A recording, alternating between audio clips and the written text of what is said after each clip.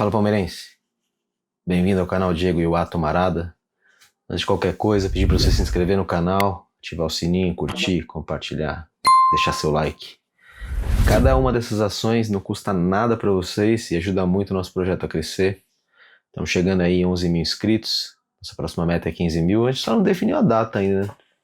Bota esse martelo aí, vamos ver como é que, de repente, para o jogo de volta da Libertadores, vamos ver. Eu acho que eu vou jogar a sugestão hoje pro nosso diretor aí, vou ver se ele gosta.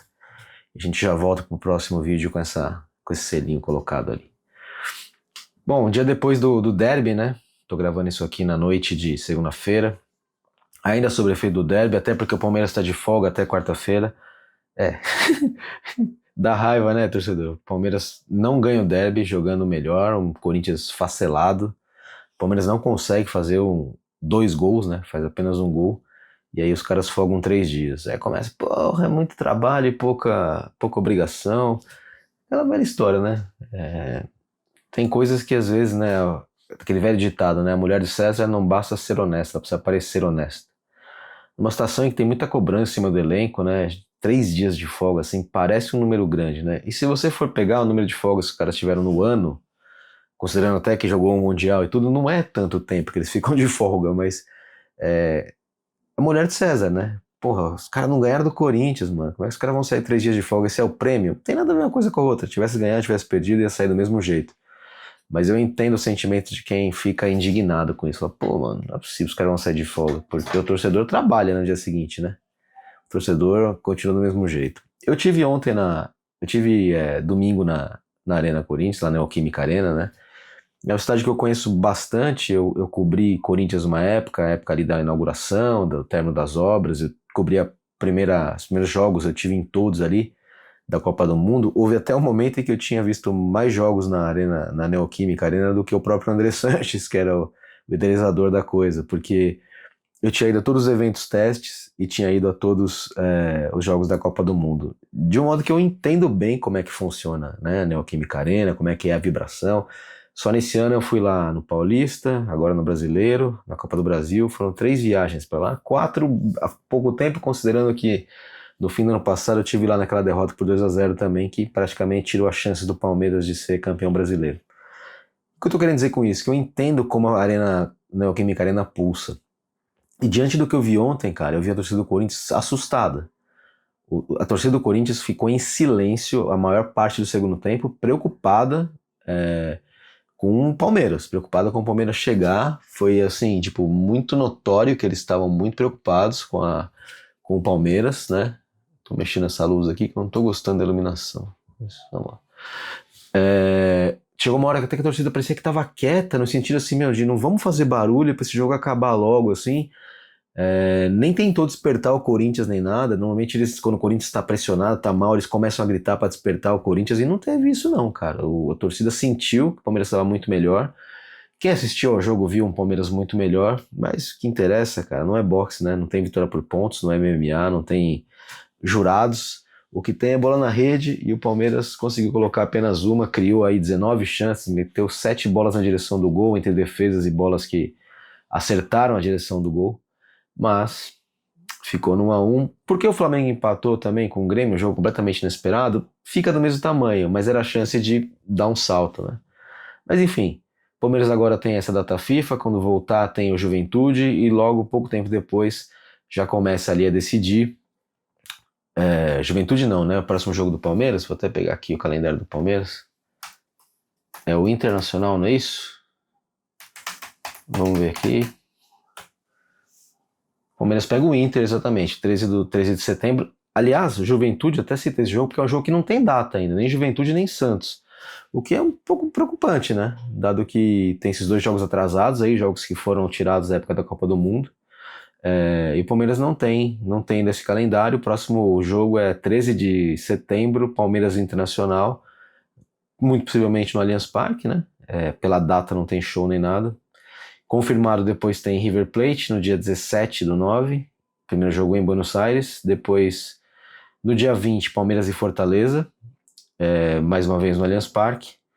E no dia 24, a volta, Palmeiras e River Plate no no Allianz Parque também. Então esses são os próximos desafios marcados do Palmeiras, né? E vamos ver como é que o Palmeiras anda, né, nessa preparação. Andreas Pereira chegou ao Brasil na tarde de segunda-feira, já vai se juntar ao grupo, vai se apresentar. Pelo que eu sondei, a apresentação dele oficial ali para a imprensa, com coletiva e tudo, não deve acontecer antes da próxima semana. Nessa semana não deve acontecer na próxima ainda, de modo que ainda vão demorar um pouquinho para ouvir, assim, tete a tete, o que o Andreas tem a dizer dessa chegada dele no Palmeiras. Mas a impressão que eu tenho é que ele está bastante entusiasmado. Mas o vídeo aqui de hoje eu estou trazendo para vocês um outro assunto, né? Porque a janela de transferência na Europa se encerra agora no dia 2, está praticamente fechada, né? E o Palmeiras teve muita movimentação nessa janela, né? O Palmeiras teve aí as suas contratações para a janela e teve também algumas negociações, algumas saídas, que é interessante, né? E um cálculo que eu fiz aqui até para saber, e foi curioso, né? O Palmeiras, em contratações, chegou perto de 700 milhões de reais de contratações, né? Batendo ali 680 e poucos milhões, um número ali, mas falta muito pouco para 700 milhões, né? É um recorde na história do Palmeiras, é a principal marca aí do mercado nacional, mas o Palmeiras conseguiu bancar essas vendas só com negociações de seus atletas da base nesse ano. É um número muito curioso, né? Porque esse cálculo que eu vou trazer aqui para vocês agora, ele nem inclui, por exemplo, uma venda absurda como foi a do Rios. Não precisa incluir. Essa venda não está incluída, né? E eu estou falando aqui também de jogadores que deixaram o clube neste ano, né? Porque a negociação do Estevão, ela é do ano passado, mas ele sai do clube neste ano, então eu coloquei ela na conta para a gente arredondar aqui. Mas vou primeiro só listar os jogadores que vieram, só para trazer, vou pedir para o nosso diretor colocar aqui na tela a tabelinha com quem veio. Então, começando do goleiro para frente, é até curioso, o Palmeiras montou um time, né? Um time. Carlos Miguel, Kelvin, Bruno Fux, Mikael e Jefté. Emiliano Martinez, Lucas Evangelista e Andreas Pereira. Você pode até usar o Facundo Torres em algum lugar nesse meio aí, ou no ataque, porque o ataque tem Vitor Roque, Paulinho e Ramon Sousa. É um time foi um grupo de reforços bem respeitável, né? Reforços para todas as posições, com uma sobra no ataque, né? Inclusive goleiro, que é algo que o Palmeiras não investia há bastante tempo, né? Então não tem como reclamar, valor de 680 milhões aproximadamente, né? Só que toda essa compra aqui, com patrocínio, receita de modo geral, venda de atletas, o Palmeiras poderia pagar por tudo isso, mas se pegar só o que teve de base nesse ano, e não só os negociados da base também, porque eu vou explicar para vocês como o Palmeiras ganha. Muitos de vocês devem saber isso, mas nem todos, então eu vou trazer aqui. O Palmeiras ganha, a maioria das negociações que o Palmeiras faz, ele mantém um percentual do atleta que é negociado. Isso faz com que, numa venda futura, o Palmeiras fique com a grana. É o caso, por exemplo, vamos pegar aqui Gustavo Mancha, um zagueiro que nem jogou no Palmeiras, que estava no Fortaleza, foi negociado 50% dele com Fortaleza, primeiro 50% dele com Fortaleza, depois Fortaleza comprou o restante, de modo que tinha sobrado 30% do Palmeiras. Esses 30% do Palmeiras, na venda do Gustavo Mancha, do Fortaleza para o Olympiacos da Grécia, deu 8 milhões e 400 mil reais para o Palmeiras, 8,4 milhões. Assim, percentual, um jogador que nunca nem vestiu a camisa do Palmeiras. Isso aconteceu com outros casos, né? O Kevin ainda jogou no Palmeiras, né? Vestiu, jogou em jogos importantes, né? Mas ele foi negociado o Palmeiras está levando 34 milhões da negociação dele do Shakhtar para o Fulham. Isso significa 10% da mais-valia. Mais-valia é o quê? É praticamente o lucro ali, né? O que foi pago versus o que foi vendido, né? Mais 2% de solidariedade da FIFA, né? O Palmeiras para sempre vai ganhar essa grana toda vez que um jogador formado nas suas categorias de base for negociado. O Gabriel Jesus, quando sair do Arsenal para um outro time, o Palmeiras vai continuar recebendo, porque já recebeu do City pro Arsenal, né? Isso é muito, muito legal isso aí, né? Ser um clube formador vai trazendo dinheiro para você para sempre. É que nem músico com ECAD, né? Quem tem amigo músico, conhece o mercado de música, já ouviu isso, né? O ECAD paga para eles sempre um percentual toda vez que essa música é executada. E é um dinheiro eterno, né? Que acaba vindo. Mas as negociações do Palmeiras só de base nesse ano, eu vou só trazer aqui e os valores o nosso editor vai colocar na tela. Vitor Reis, Estevão, Thales, Kevin, Gabriel Silva essa é a negociação que não está batendo o martelo, tá? Ele está no Santa Clara, que é um clube pequeno de Portugal, tá de mudança para o Braga, que é um clube médio grande, que é o clube onde o Abel também trabalhou, né? E o Palmeiras levaria por 50% dos direitos econômicos 31,8 milhões. É muita grana, cara. É muita grana o Palmeiras levar. Vamos lá, tem Gabriel Silva, Gustavo Mancha, Felipe Jack, que é um zagueiro que nunca jogou aqui, foi para Juventus, primeiro emprestado, tá lá. Tem o Fabinho, que foi para Red Bull Bragantino, o Vanderlan, que acabou de ir, foi nessa janela inclusive, o Garcia, que tá ficando no Famalicão mesmo, lá de Portugal, e esse cara que é o Cauã Moraes, eu não me recordo dele na base do Palmeiras, né?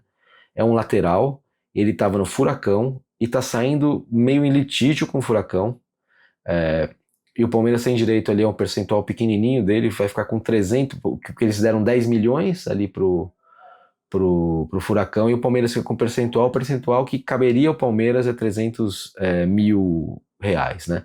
Mas essa negociação ainda pode dar para trás, porque o Petralha, que é o presidente do Furacão, tinha um acerto ali com o Pedrinho, que é o CEO do Vasco, para que não houvesse depósito da multa, né? Que a multa era 10 milhões de reais.